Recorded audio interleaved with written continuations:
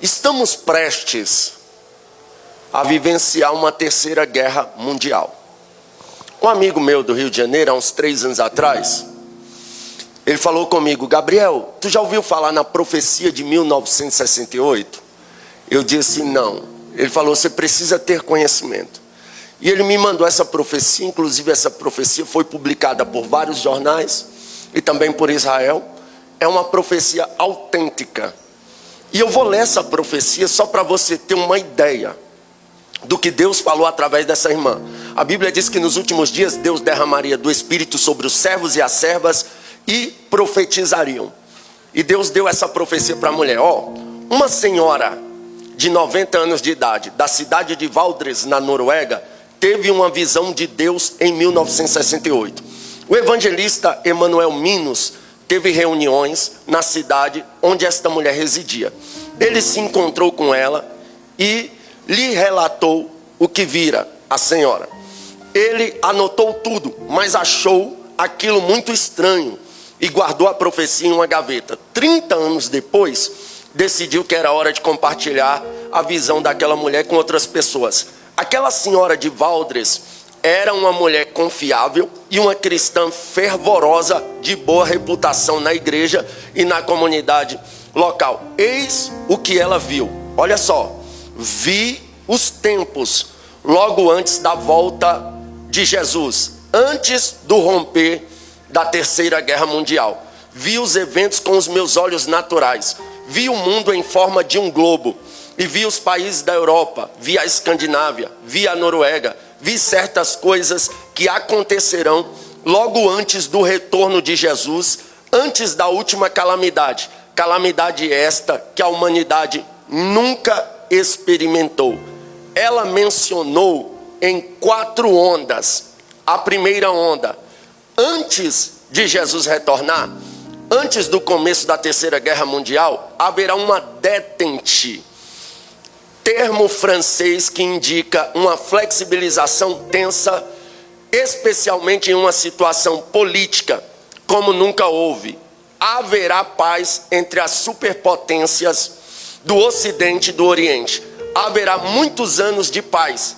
Lembre-se, ela viu isso em 1968, no auge da Guerra Fria. Emanuel Minos. Neste tempo de paz, haverá desarmamento de muitas nações, também na Noruega, que não estará preparada quando chegar a guerra. A terceira guerra mundial começará de uma maneira imprevisível e de uma forma que ninguém supõe, e a partir de uma região de onde não se espera. Olha, essa primeira onda cumpriu-se. Ela viu o termo détente, uma flexibilização entre as superpotências do Ocidente e do Oriente. Desde a Segunda Guerra Mundial, houve diversos conflitos em Israel, alguns países do Oriente Médio, mas guerras grandes, não. Então, no auge da Guerra Fria, que era a guerra onde as pessoas estavam se armando, se preparando para possíveis conflitos, ela teve essa visão de uma flexibilização. Ninguém imaginava, mas se cumpriu.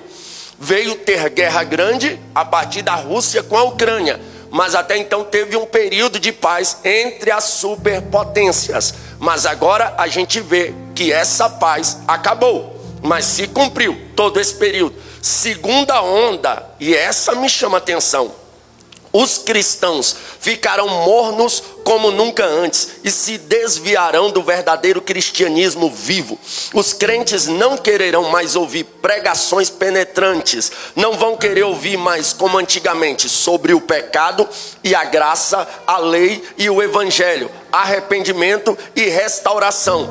Uma mensagem substituirá todos esses temas: prosperidade e paz. O importante será ter sucesso, ser alguém, possuir bens materiais, coisas que Deus nunca prometeu desta maneira. As igrejas e as casas de oração ficarão cada vez mais vazias. Em vez de pregações como as que se faziam antigamente, com temas tomar a cruz e seguir a Jesus, a diversão, a arte e a cultura invadirão as igrejas e encherão os templos, onde deveria haver pessoas para ouvir arrependimento e avivamento.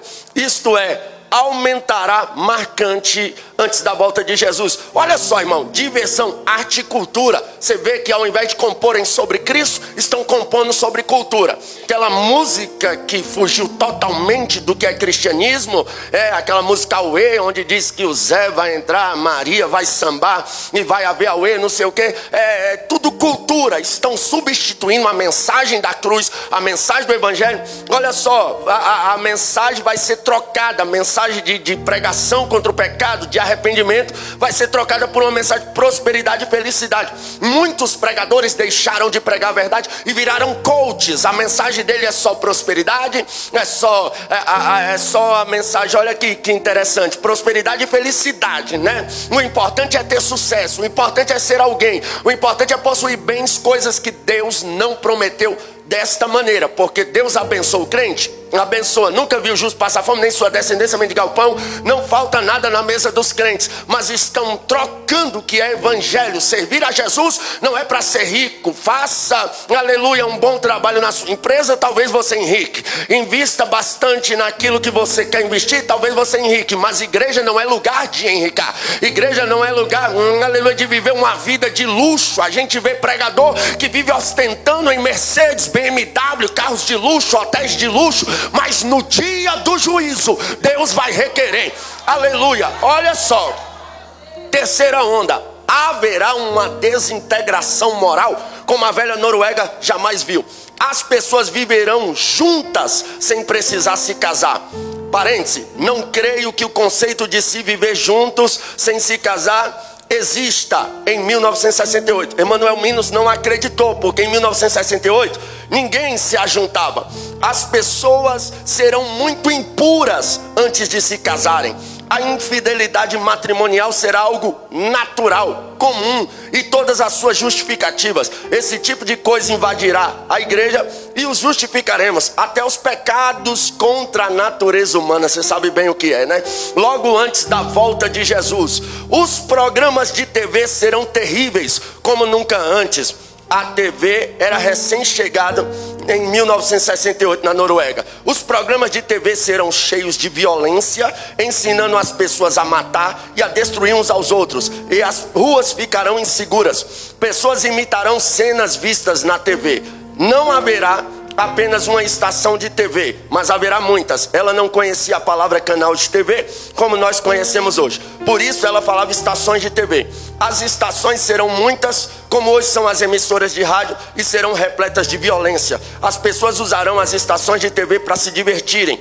Veremos terríveis cenas de assassinato, de pessoas destruindo umas às outras, e isso se espalhará por toda a cidade. Cenas de sexo explícita serão mostradas em TV aberta. Coisa íntima de um relacionamento conjugal será mostrada em TV aberta. Naquela ocasião, disse que não acreditava, porque naquela época, Emanuel Minos questionou essas coisas, de um relacionamento. Naquela época protestei e disse que havia um parágrafo em nossa Constituição que proibia esse tipo de coisa. Em 1968, a TV que tinha chegado no Brasil era a TV Tupi, né? Era a única TV que tinha no Brasil. Eu lembro quando eu era pequeno, a novela Pantanal, que mostrava algumas cenas impuras, passava quase de madrugada, porque tudo era censurado.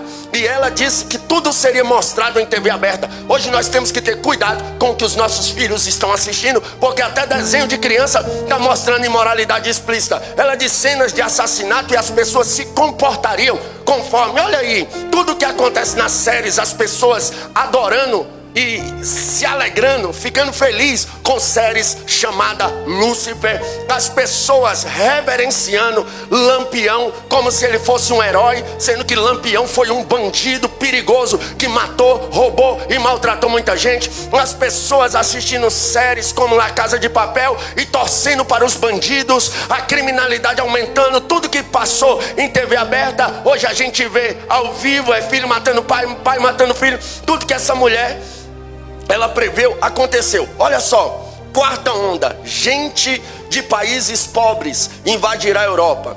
Em 1968 não havia esse tipo de imigração. Emanuel Minos. Virão para a Escandinávia, Noruega, serão tantos que as pessoas se sentirão incomodadas à presença deles e tratarão com dureza, e receberão o mesmo tratamento dado aos judeus antes da grande guerra. Então se completará a medida de nossos pecados. Protestei quanto ao tema de imigração e não entendi no assunto naquela época. Não havia esse tipo de imigração em massa. Você vê o que Deus mostrou para ela, cumpriu. As pessoas de países pobres migraram para a Europa e lá foram tratados com dureza, expulsos de lá. Nós vimos recentemente Portugal, os Estados Unidos, países da Europa expulsando os imigrantes de países pobres. Naquela época não existia isso. Emmanuel até questionou. A mulher chorava e dizia: eu não verei essas coisas. Você sim. Isso aqui é forte. Então Jesus de repente voltará e começará a terceira guerra mundial. Será uma guerra curta. Ela viu a guerra em sua visão. Olha o que ela diz: as guerras que eu presenciei são como brincadeiras de criança comparada à guerra que virá, e se encerrará com uma bomba nuclear. Meu Deus, é forte. Aleluia. Olha aqui.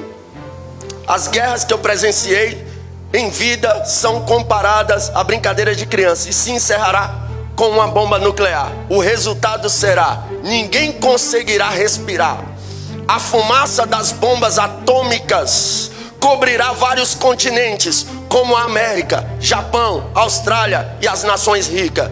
A água ficará contaminada. Não poderemos mais lavrar o solo. Consequentemente, restaurar apenas um remanescente. Os que restarem dos países ricos tentarão fugir para os países pobres, e estes os tratarão com a mesma dureza em que foram tratados. Olha só, ela diz que a guerra será curta. De uma bomba atômica, nós vimos agora aquele ditador da Coreia. Ele anunciou em público que a bomba que ele tem lá é capaz de explodir uma nação inteira. Nós estamos vendo, a Rússia também alertou: eu tenho bomba para destruir uma nação inteira. Os Estados Unidos também alertaram: temos bomba para destruir uma nação inteira. Olha só, a partir da Venezuela, o que aconteceu no Irã. O mundo está em alerta. A igreja está vivendo esse sono. A desintegridade moral está acontecendo.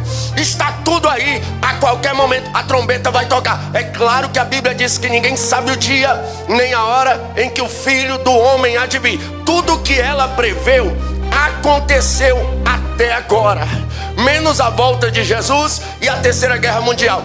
Pregador, será que Jesus vem antes da grande tribulação? Será que Jesus vem antes? Aleluia. Muita gente defende que Jesus vai vir depois, outros defendem que Jesus vai vir antes. Mas ele vindo antes ou depois, a igreja precisa estar preparada.